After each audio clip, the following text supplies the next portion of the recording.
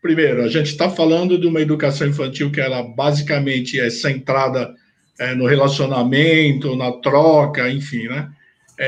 Como é que vocês, num primeiro momento, conseguiram o engajamento, né? E conseguiram fazer também com que os alunos tomassem uma certa... As famílias e os alunos nem tanto porque eles são pequenos, né?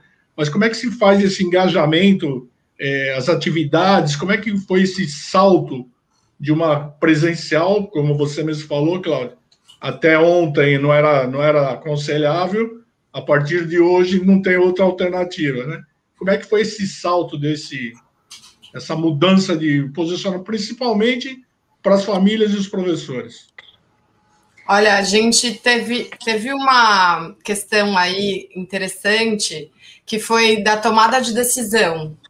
A Cláudia complementa, porque a gente gosta muito de falar sobre isso, assim, a troca, a força do vínculo que existe lá na coordenação da Escola Gaivota, que a gente atua como coordenadora, deu um resultado, assim, uma consequência muito positiva para as nossas decisões na escola, porque logo no começo, a gente, né, com todas essas informações novas, nunca tínhamos experimentado nada igual.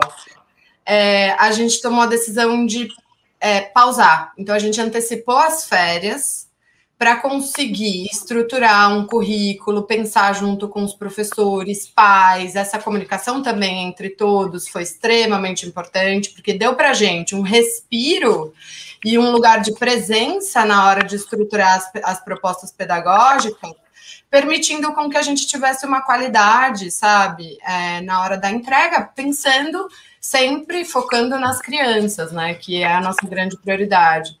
Então, é algo que a gente gosta de falar, porque a gente tem bastante orgulho desse momento, assim, de decisão que a gente viveu no comecinho da pandemia. Né, Cláudia? Então, eu acho que essa pergunta ela é bem importante, porque também tem a ver com o atraverso, né?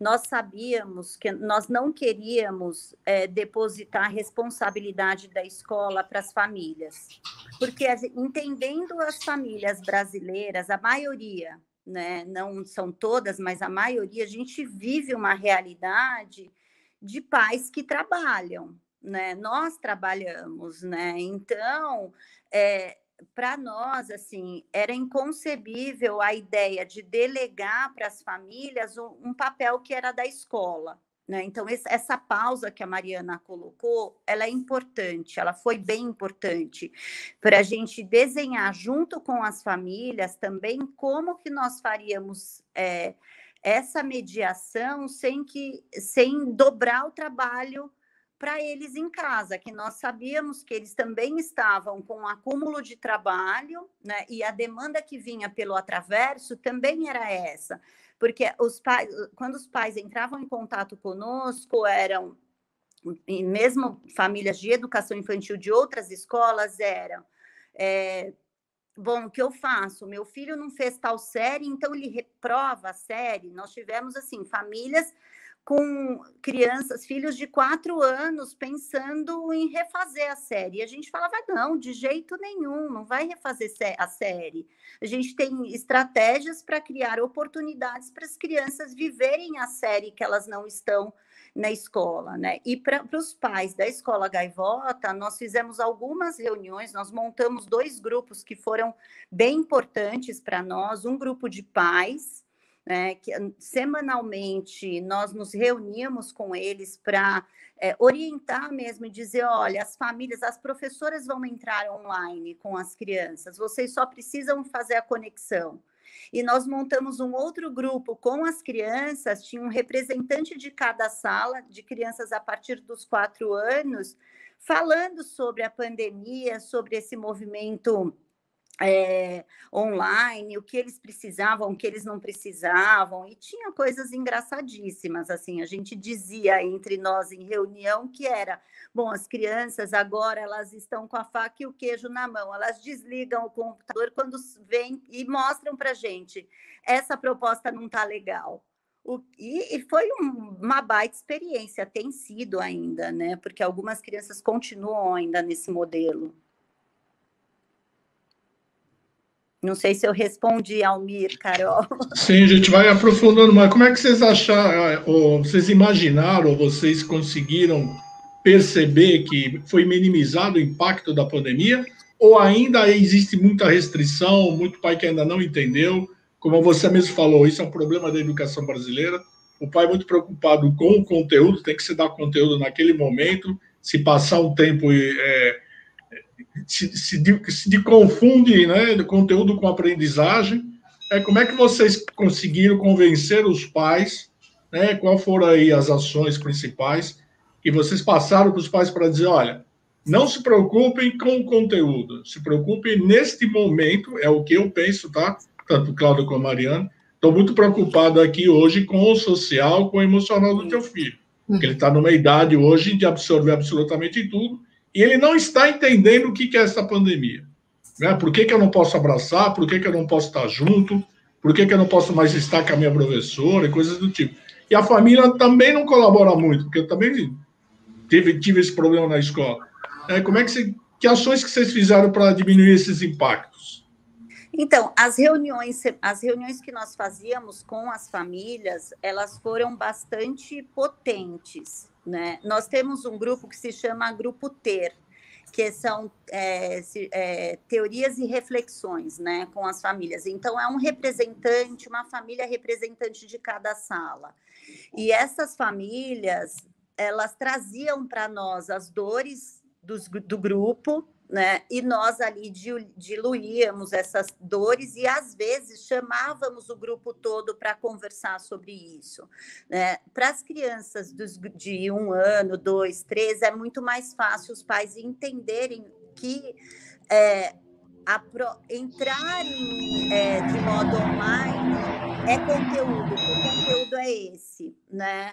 Para as crianças mais velhas, de 5 e 6 anos, já tem uma questão da alfabetização, que na nossa sociedade também é bastante potente, principalmente numa comunidade como a gente atua, né? Que é como eu falei para vocês, nós tivemos famílias de outras escolas preocupadas que as crianças não sabiam letras e números, e a gente dizia, essa não é a grande preocupação desse momento, né? Então, eu acho que a grande sacada foi trazer os pais para a reflexão junto, né? Então, as reuniões colaboraram muito e colaboram até hoje para que esse diálogo e esse entendimento aconteça. Até porque os pais foram expostos a um modelo de educação completamente diferente do modelo, né, na maioria dos casos, completamente diferente do modelo que a gente aplica, né, na escola e que a gente acredita também no Atraverso, né?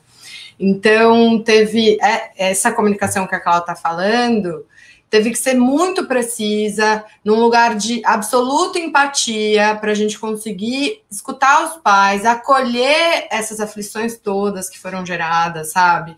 Esse lugar de entender mesmo que as famílias estavam ali ocupando o mesmo espaço físico da escola, porque a escola entrou dentro da sala, dentro dos quartos, e essas preocupações foram naturais. Então, assim, foi um trabalho individual e de desconstrução, né, das crenças das famílias em relação ao que é a educação, como se faz a educação, e ainda mais difícil na educação infantil, né, pensando no socioconstrutivismo e toda essa dificuldade de algumas famílias acessarem o como se faz dentro do chão da escola e como estávamos fazendo no online, né, a partir de sessões online. Então, a gente foi atendendo família por família, tanto no Atraverso quanto na Gaivota, e demonstrando para eles que, neste momento, né, naquele momento,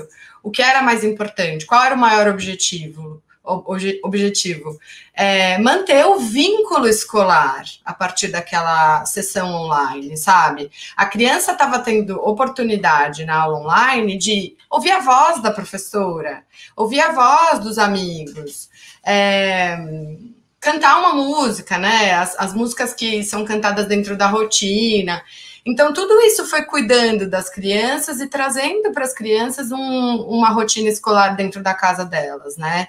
E aí a gente foi ajudando as famílias conforme elas foram apresentando os problemas. Os problemas a gente pode fazer uma live de 3 horas aqui, talvez 24, eu fui boazinha, 3 horas, contando um pouco quais foram os problemas que ilustraram esse cenário nosso.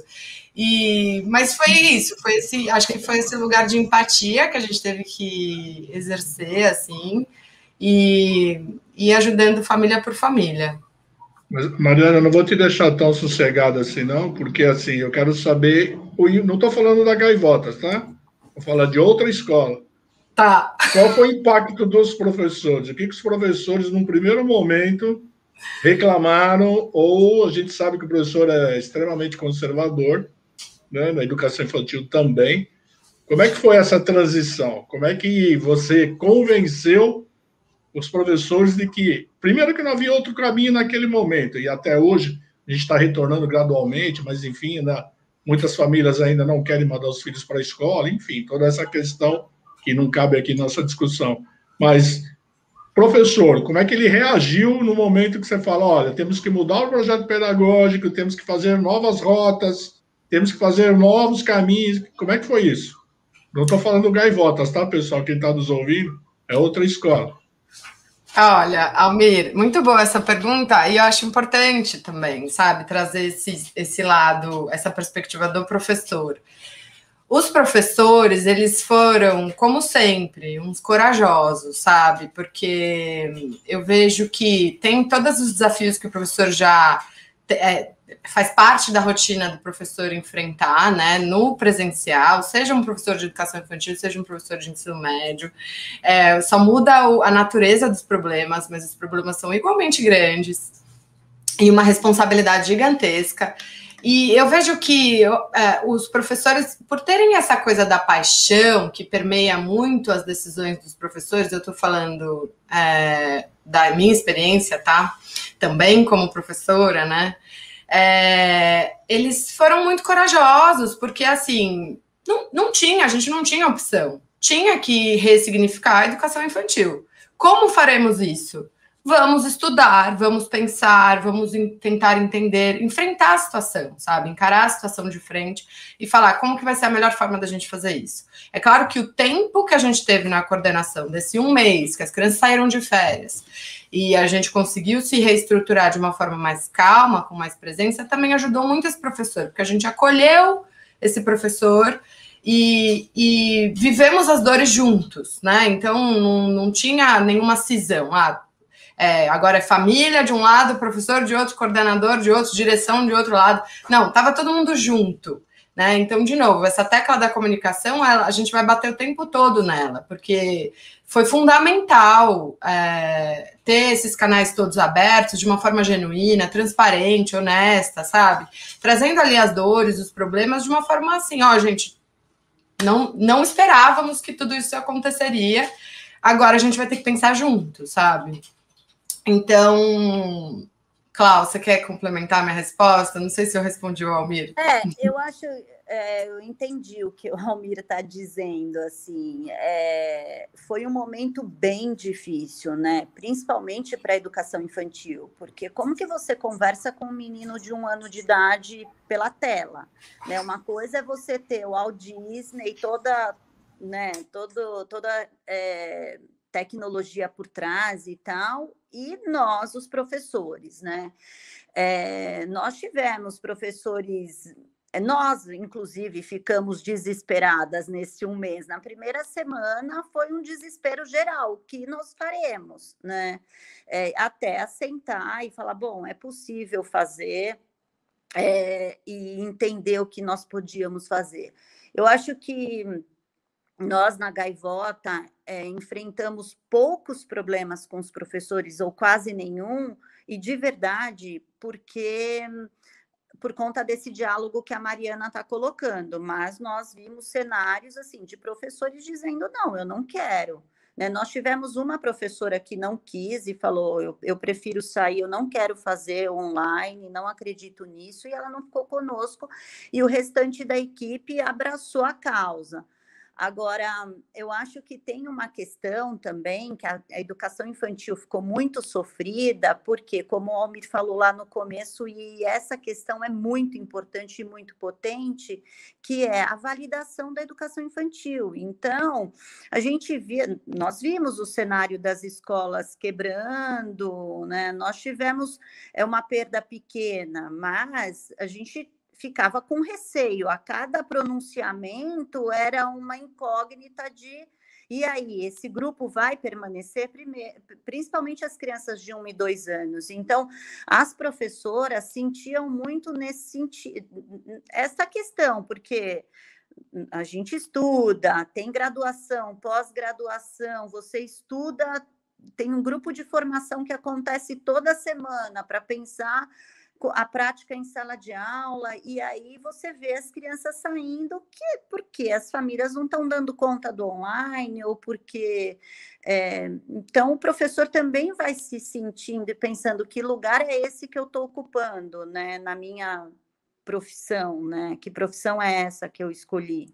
Então, foi uma questão bastante complicada aí. Vou te colocar aqui uma participação do Márcio. O Márcio, ele é lá de Pernambuco.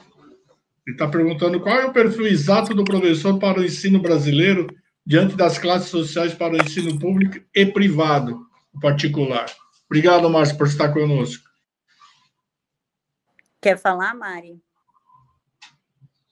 O perfil... Eu não entendi muito a pergunta. Também não sei se eu entendi essa pergunta. O perfil do professor, é isso? Acredito que o Márcio pode até complementar a pergunta dele, mas acredito sim. A partir do momento que a gente entrou numa pandemia, exige do professor uma mudança rápida de posicionamento, de postura. Qual seria o melhor perfil para esse professor? Né? O que a gente esperava desse professor? Acho que é isso. Se eu estiver errado, Márcio, manda mais uma pergunta para nós. Pelo que eu entendi... Vai, Cláudia. Não, eu penso que o melhor professor, assim, o perfil, como diretora, tá, pedagógica, eu entendo que é um cara que está a fim de aprender juntos, sabe? Porque não adianta só, é claro que é muito importante a formação do professor, ela é muito importante, não estou desvalidando isso, mas a gente, às vezes... encontra colegas que têm uma formação maravilhosa e não se propõe a desvendar o desconhecido, né? O professor tem por natureza, né, Márcio? Acho que você sabe do que eu estou falando, que é achar que sabe, que controla tudo, a gente controla a sala de aula, e achávamos que controlávamos tudo, e vem uma pandemia. Os alunos na casa deles e a gente não controla as crianças, né? Então, acho que é essa capacidade de ouvir, de refletir e trabalhar junto, porque a pandemia trouxe isso, colocou na mesa o trabalho coletivo, né? Sem o coletivo, de forma isolada, a roda não gira de verdade.